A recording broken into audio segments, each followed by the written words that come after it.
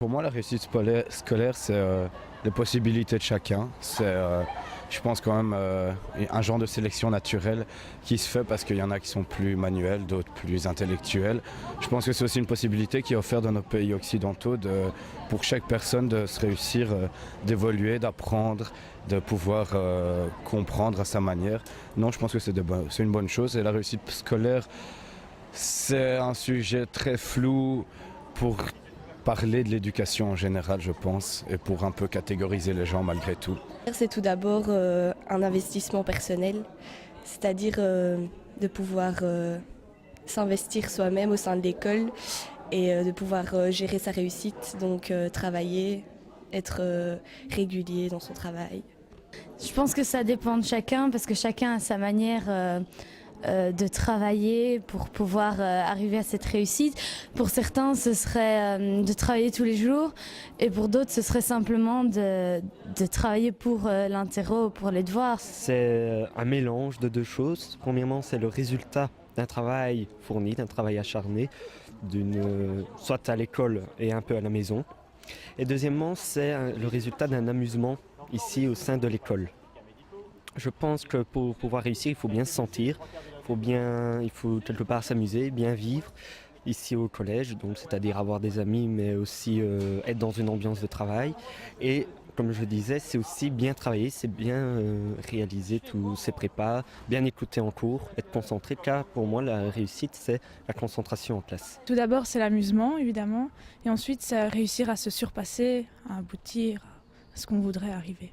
Réussir scolairement, pour moi, ça veut dire tout d'abord comprendre ce que les professeurs essayent de nous enseigner. Et puis même si évidemment chacun a des difficultés dans certaines matières, essayer chaque année de comprendre un peu plus pour arriver à la fin réussir évidemment dans le milieu professionnel. Et bon, bien sûr, chacun ne sait pas être parfait dans toutes les matières et donc c'est pour ça que je trouve ça important les options pour pouvoir s'orienter vers ce qu'on sait qu'on sait faire et ce qu'on aime. C'est comme ça que je trouve que c'est le mieux de réussir.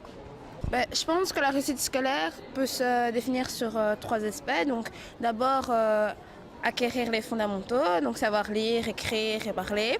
Puis il y a aussi le fait que les choses qu'on apprend en théorie deviennent plus concrètes. Donc après, en sortant de l'école, on sait savoir les expliquer par nos propres mots et on sait donner des exemples. Puis il y a aussi le simple fait de passer de classe et d'arriver au réto en ayant un diplôme à la fin. C'est d'abord bien sûr les points qu'on a, parce que c'est quand même ça qui compte pour la fin de l'année, pour passer une année supérieure. Mais pour moi, la réussite scolaire, c'est aussi surtout faire les bons choix d'options et les bons choix qui nous mènent à un choix d'études bon pour la suite. C'est d'une part, donc c'est la réussite niveau points et réussir son année, etc. et tout, mais on va dire que l'école n'apprend pas que ça. L'apprentissage social. On est en contact avec beaucoup de personnes, des profs qui sont, on va dire, des supérieurs à nous. En même temps, on a quand même une relation humaine avec eux. Et c'est important de savoir, on va dire, avec chaque prof, on a une certaine relation et il faut savoir trouver le juste milieu entre travail et, on va dire, le milieu social, etc. Avoir des bons points, réussir les examens, les interros et tout ça, pour pouvoir obtenir son diplôme et pouvoir commencer plus facilement dans la vie active. Mais après, je pense aussi que la réussite scolaire ne se fait pas forcément non plus au niveau des points, mais plutôt au niveau de l'étudiant en lui-même. Donc, par exemple, en tant que délégué, ma réussite scolaire, quand je vais y repenser plus tard, ça va être de me dire « Ah, ben, j'ai réussi à faire ce projet, à mettre en œuvre certaines choses pour les autres élèves, ou pour même moi-même. » D'une part, c'est réussir avec une bonne moyenne, donc avoir vraiment des bons points dans toutes les branches pour être fier de nous. Mais d'une autre part, c'est aussi toutes les étapes qu'on a fait pour arriver à avoir ces points, donc se surpasser, travailler, parce que ça nous aide à grandir en fait, à apprendre à nous débrouiller seuls et à se gérer pour pouvoir avoir des bons points.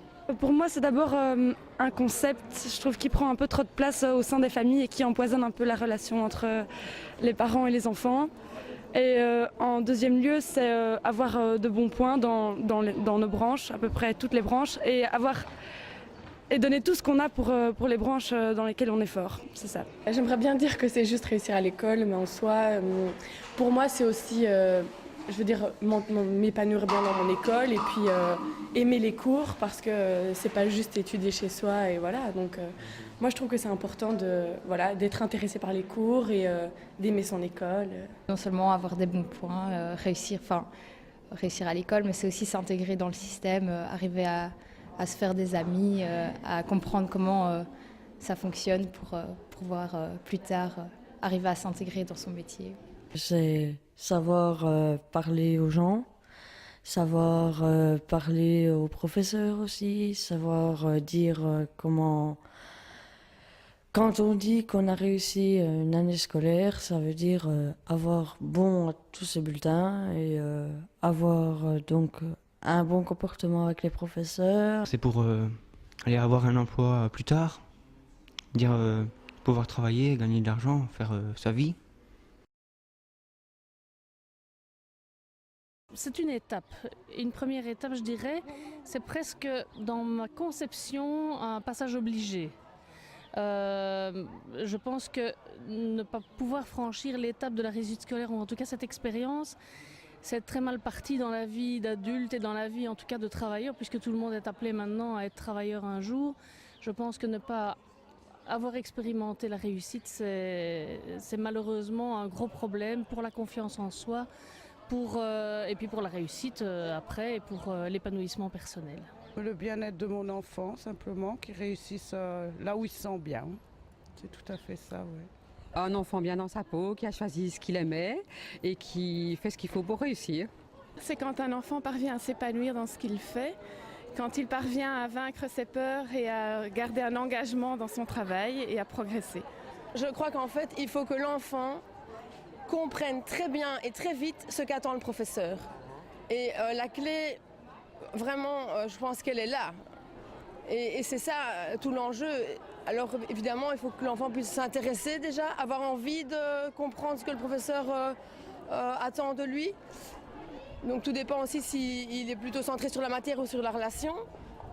Et là, de nouveau, on va avoir des cas très différents. C'est une réussite de développement personnel, l'enfant. C'est une réussite que l'enfant arrive à s'intégrer dans un milieu professionnel, mais aussi que l'enfant arrive à s'intégrer dans une société et pour éventuellement la faire même évoluer. Ça veut dire que pour moi, la réussite scolaire, elle implique d'avoir des connaissances, d'avoir des éléments, mais également d'introduire des logiques et éventuellement aussi d'avoir beaucoup d'aspects pratiques qui touchent donc justement à ce milieu professionnel et à la société. L'enfant s'en sorte, disons, à la fin de sa scolarité et puis que ça débouche sur du travail plus tard, quoi. Beaucoup de choses dans la vie courante. Je peux encore dire. De toute façon, tout est basé là-dessus, hein, l'avenir. La réussite scolaire, pour moi, c'est un élève qui forcément réussit les exigences qui sont posées par l'institution scolaire et qui réussit aussi une intégration au sein d'un groupe classe, au sein d'une vie en communauté. C'est un travail quotidien, donc c'est vraiment un tâtonnement.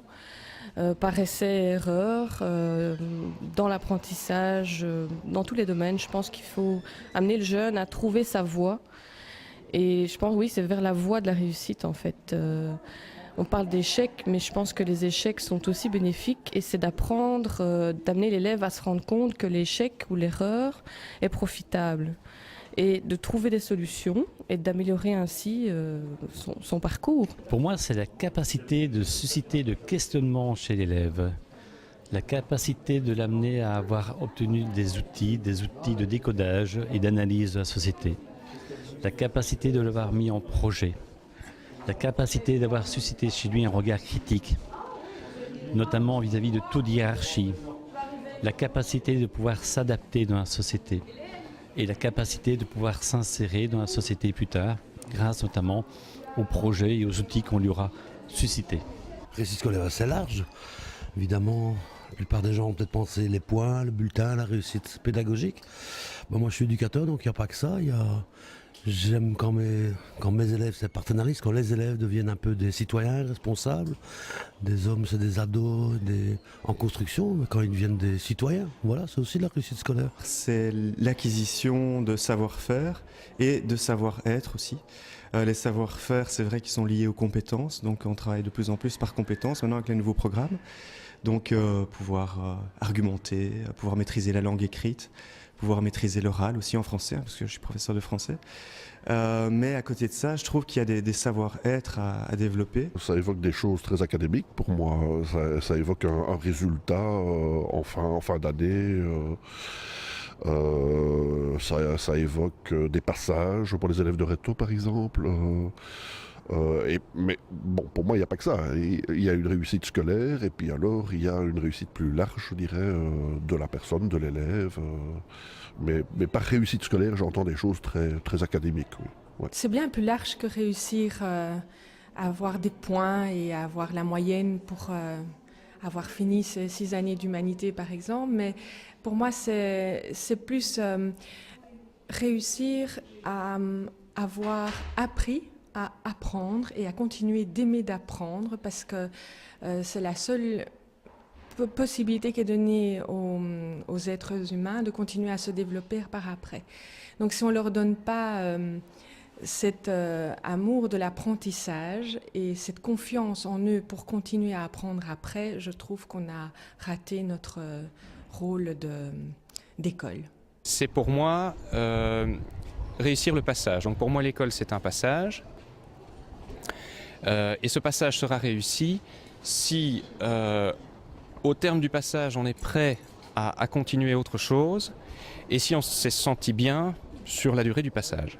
Dans ce que je vais te dire, j'aimerais bien qu'il n'y ait pas un classement qui soit fait avec des priorités, mais je dois ordonner un peu ce que je vais dire. Donc pour moi, un élève qui réussit, c'est un élève qui acquiert des outils pour progresser dans sa vie, qui acquiert un minimum de comportements sociaux qui vont lui permettre de s'intégrer dans notre société qui ne leur fera pas de cadeaux, et c'est une société pas facile dans laquelle ils doivent vivre. Et on leur donne quand même quelques savoirs qui vont leur permettre d'utiliser justement tous ces outils ou de permettre d'avancer. C'est beaucoup de participation, montrer qu'ils sont capables une motivation, les motiver, et avec ça je peux faire ce que je veux avec eux. C'est magnifique, je prends l'expérience d'un gamin qui vient me trouver pour voir ses points. Ben, je dis qu'un beau 14-14 c'est bien, mais qu'il peut faire mieux. Mais moi, la réussite, c'est ça. Offrir un cadre de vie à l'élève pour qu'il se sente déjà bien. C'est déjà une réussite en soi. Maintenant, une fois qu'on a ça, on peut peut-être travailler sur d'autres bases. Donc, à ce moment-là, lui donner la possibilité d'acquérir certaines compétences. C'est que mes élèves sortent de ma classe. En tout cas, que j'ai la perception ou le sentiment qu'ils sortent de ma classe en étant un peu plus ouverts et un peu plus critiques que ce qu'ils étaient en y entrant. Et pour eux, j'espère qu'ils sortiront de mon cours, ou de manière plus générale qu'ils sortiront de l'école, un peu mieux armés. Moi je donne cours de latin, donc quand je les ai, c'est du général, c'est des gens qui a priori sont destinés à faire des études par après, donc qui sortent en ayant cette capacité intellectuelle de pouvoir choisir et de pouvoir réussir des études par après. C'est un enseignement de qualité, parce que si on veut, c'est facile de faire réussir tout le monde. Il suffit de baisser les exigences, d'avoir des évaluations nettement moins poussées. Et je pense que une réussite scolaire, c'est d'abord augmenter forcément le taux de réussite, mais tout en gardant une formation et des évaluations de qualité. Et dans ce sens-là, moi je pense qu'il faut aller vers des évaluations qui soient communes à tout le monde et à tous les réseaux extérieurs. Pouvoir aider chaque jeune à aller au maximum de ses possibilités. Je crois qu'on ne doit pas faire élaguer par le bas. Je crois qu'ils ont tous la possibilité d'évoluer, ils sont tous à des niveaux différents, et ce qu'on exigera de l'un ne sera peut-être pas exactement la même chose d'un autre dont on sait qu'il a des difficultés. Et pour moi, à partir du moment où on les fait tous grandir et où on les amène à s'épanouir à travers ça, je pense que c'est mission gagnée. C'est d'abord qu'un élève soit épanoui. Réussite ne veut pas dire simplement obtenir 50%. Je pense que quelqu'un qui sort d'une école épanouie, voilà, C'est ça, l'école de la réussite. La réussite scolaire, pour moi, c'est permettre à chaque enfant de pouvoir, à partir de l'endroit où il est, au moment où on le prend en charge, de pouvoir atteindre un niveau d'excellence par rapport à ses possibilités à lui et aux outils qu'on lui donne. C'est ça la réussite scolaire. La réussite scolaire, c'est non seulement obtenir le diplôme qu'on a l'intention d'obtenir, mais aussi après avoir les outils pour poursuivre soit dans le domaine professionnel ou dans le domaine des études. Donc il ne suffit pas d'avoir le papier, mais il faudra encore avoir bien assimilé pour pouvoir continuer par la suite.